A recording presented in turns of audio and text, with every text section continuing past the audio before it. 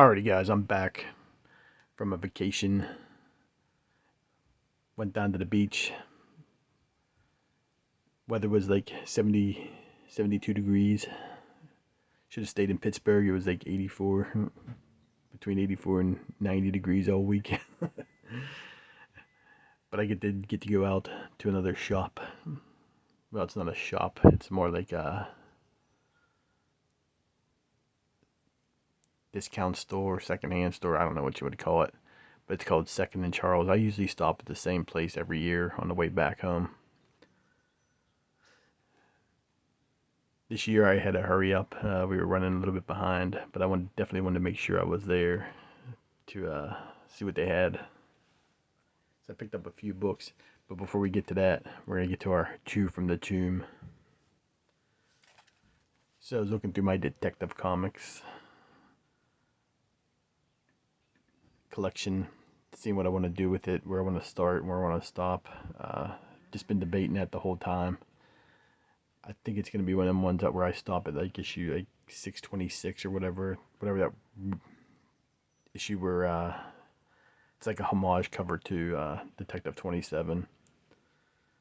So that's probably where I'm going to stop. I'm not sure. I might try to get some of the later issues, but my main objective is to get those issues. But I was looking through it and I was thinking, just wonder what everybody else thinks, like condition wise. I paid 30 cents for this. Of course, it's Detective Comics issue 474.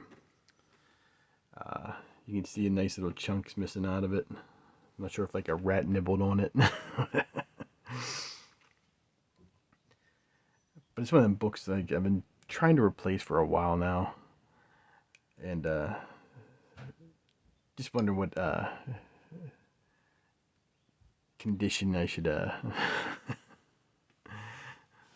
thinking about taking it to work and just like shaving off this whole part right here, just with like one of those cutters. But yeah, I'm debating whether I want to spend the money to replace this now, since I don't think Deadshot's huge. This book's huge anymore. Back when the Suicide Squad came out, that was that's exactly when I bought this book, which is ironic. But just want to know what everybody else thinks about their runs. How far they condition wise? How low do you set your standards? This is pretty much a modern type book. Maybe what, a late bronze. So I mean, I'd like to have it a little bit better condition, but just stoking some discussion for especially people that are collecting runs that are over like 200 issues for our series. Wonder what their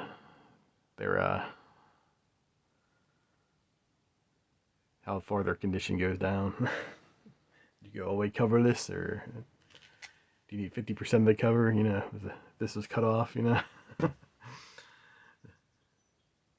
Then I was looking back and I was flipping through and saw this book. It's one of those books that I remember looking at. I've shown it before. It's called Tales from the Dark Knight, and this comic was always in there, or was in there.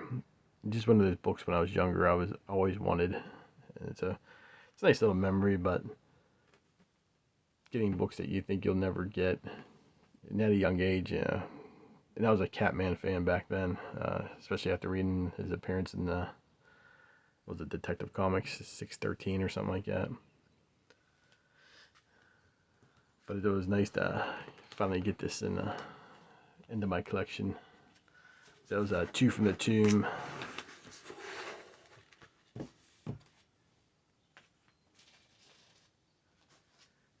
So I ended up picking up 4 books from Second and Charles. Like I said, I was on a limited time. Kid was throwing a full meltdown towards the end, so you know, I had to get my stuff and skedaddle. But I did end up finding a few books here. I was able to get another issue of Ninjas and Robots, issue number 2. Paid $2.95 for it, so I think I got a good deal on it with the Eric Klaus cover. Mr. Rigor Mortis, link will be down below. He's the one that turned me on to this series. So I've been trying to piece together, first, especially the first couple issues, because my shop, they have, I think everything issued back issue to like issue 5 or 4 or 5 or something like that. So it shouldn't be too hard to get some of them, but I still need the first issue. That's what I'm going to be looking for. But to find issue 2 for less than cover price, I was like, sold.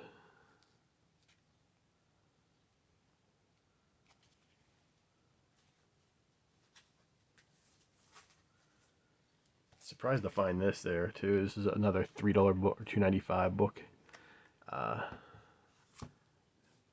Octobriana, 1976. This, of course, this is Jim Ruggs' Kickstarter book. I still need the black and white one. I own 2 copies of this. I might end up giving it away. If you've never seen the inside of it, I can show you.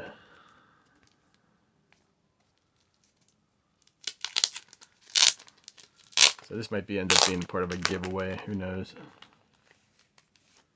But I couldn't leave it there for $3. But it's one of the first, I guess it is the first Blacklight comic. So you can see what it looks like inside here.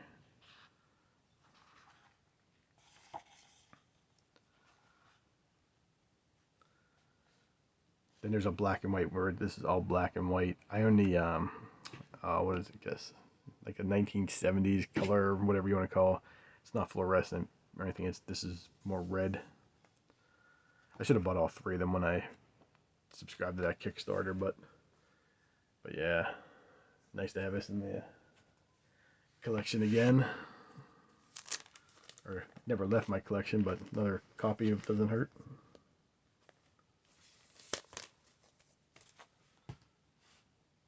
But yeah, I'll probably end up giving this one away. Found this for $2. Spider-Man vs. Wolverine. I remember reading this many years ago. This will probably be another one. I gotta keep track of what you read in PZ. So this might end up being another. This will probably be another book I look at a little bit closer. But yeah, for $2, you can't beat it. I believe this is the second printing. Is that what thought I saw?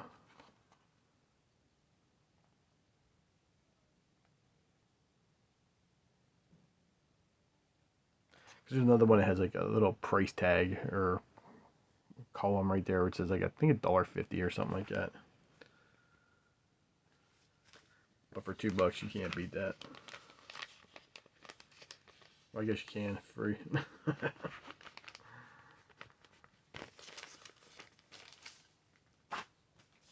And the last book I got, I picked this up, it was behind the counter. I asked to look at it and I was like, sweet. So it's Frank Miller's Hard Boiled. I don't know too much about this book. It's one of those books that I've always wanted to read. It's by Dark Horse Comics. We can take a quick look in here too. So I had no idea what the insides looked or anything, but I'm a huge Frank Miller fan if you haven't been following this channel.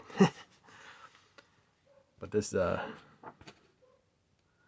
what it looks like in the inside. It's a 3-issue series, so I'm gonna definitely be looking for the other 2 issues. But for $4 or $5, I had and plus I got I think it was 10% off because I signed up for some email thing or something like that too. So ended up paying like $4.50 or something like that for it. But yeah, this is just that's awesome. My finger's all messed up.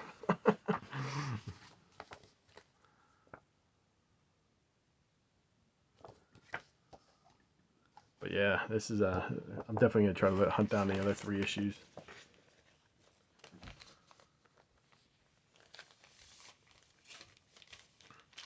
But that was my haul for the stopping at Second and Charles.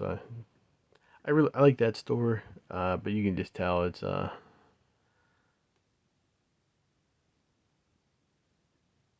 almost become like another speculator store, and some of the things you got to roll your eyes at some of these prices, but to find this for $5, I think I got a good deal.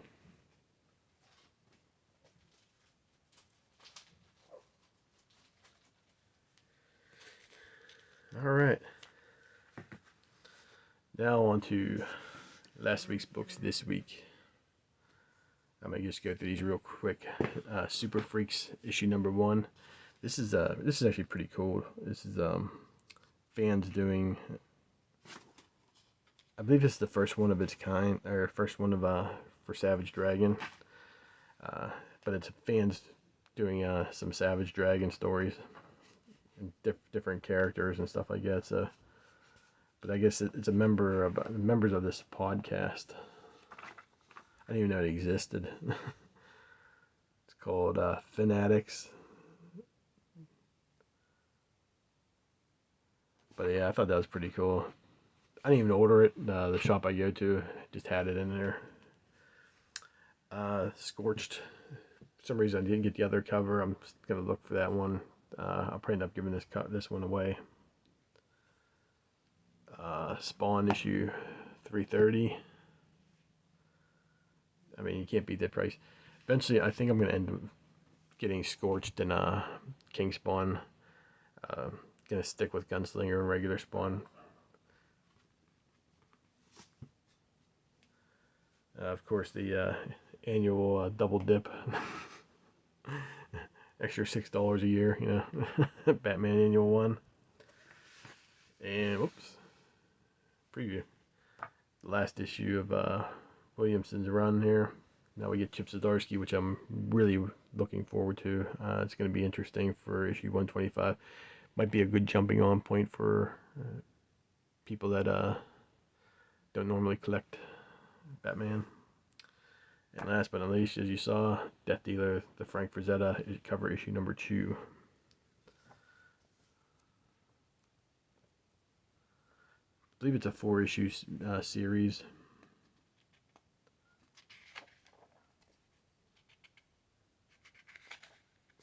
I'm just getting the Frank Frazetta covers. I think McKinley showed one last week in his video. It's like a second printing of Death Dealer issue number 1. It's a black and white cover. I might pick that up if I can find it around here. Just a huge Frazetta fan. I collected a lot of the Death Dealer stuff from Image and Verotic. Still need 2 issues for Verotic. But it's funny, it's all the same covers. Like, I believe this is the first cover of Verotic. Number 1, if I remember correctly. But that was last week's books this week. Actually, it's like a couple weeks books. A couple weeks ago's books this week. But yeah, my pull list is gonna be going down to pretty much the bare basics. I'm definitely keeping Batman. I'm definitely keeping Red Room. I'll buy the next 2 issues of Frazetta, Death Dealer. I'm going to keep Savage Dragon because I enjoy that series. I'm keeping Spawn and Gunslinger Spawn. So I'm not sure exactly what else I'm going to be putting on my list, but it's going to be 6 or less from now on. Plus, I'll do special orders. Like, I'm going to start really heavily investing in looking in previews, see stuff I like, I'll save that for another video about pull list. But and last but not least, the last part of our show here is what you read in PZ. This week I decided to go back to 1993. I bought this a couple weeks ago, and I wanted to read it right away. It was one of those books that I read years ago, and I wanted to read it again. But it's Adventures of Superman, issue number 501. course, with the die cut cover, there's another cover. I believe it's just Superboy on the cover, if I remember. But of course, yeah, it's probably my favorite part of the Reign of Superman is the Superboy books. You got the '90s hairdo, the leather jacket on, got the patch on the back,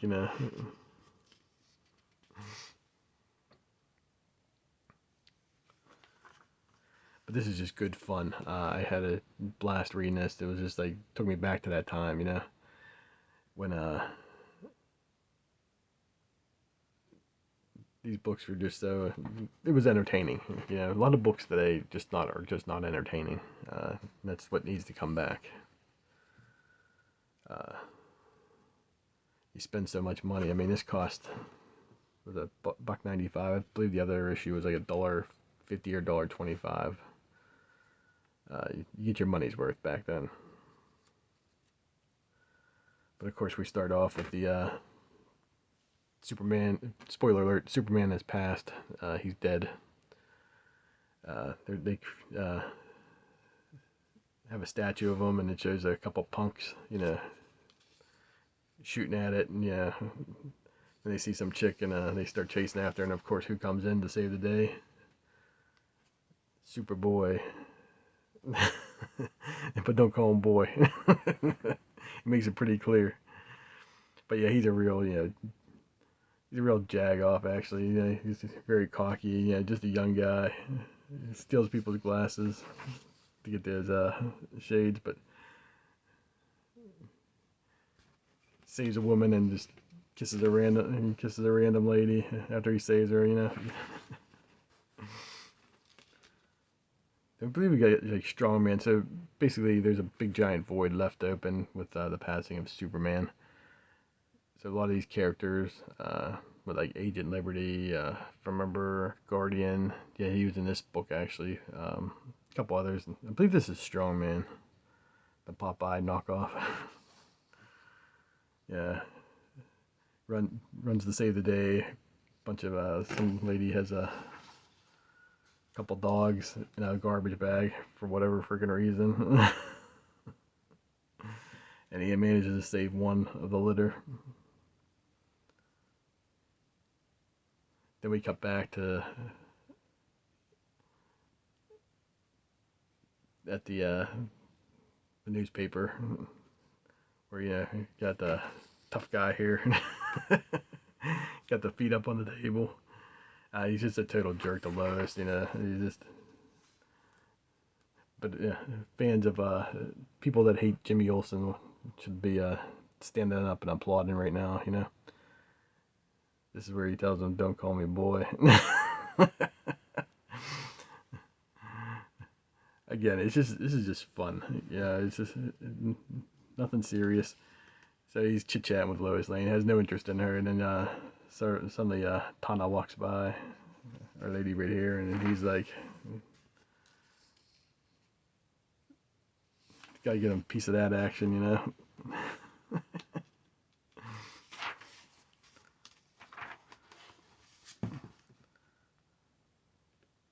I should totally pull this pinup out.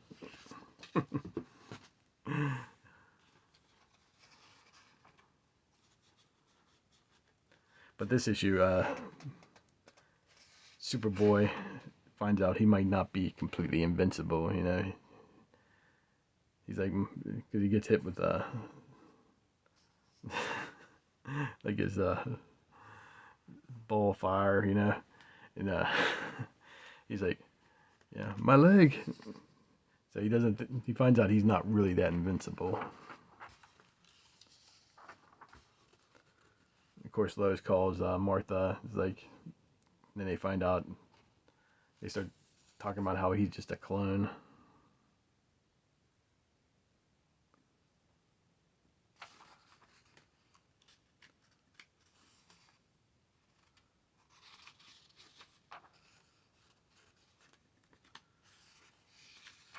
Yeah, but this just takes me back to just that time in super.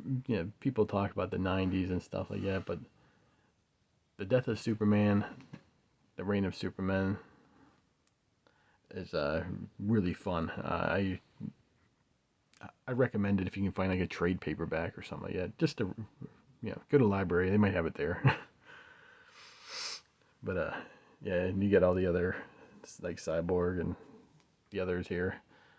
Steel, the Superman. It's just fun to see how all four of those fellows try to fill the void. But yeah, it was.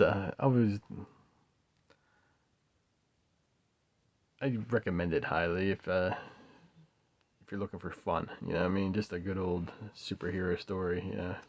This one's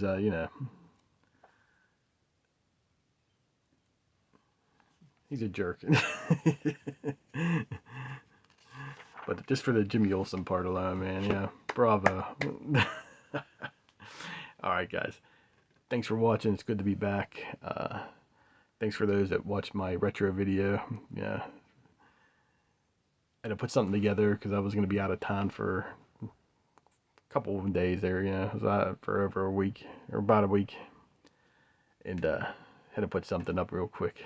But thanks for supporting that. I really appreciate it.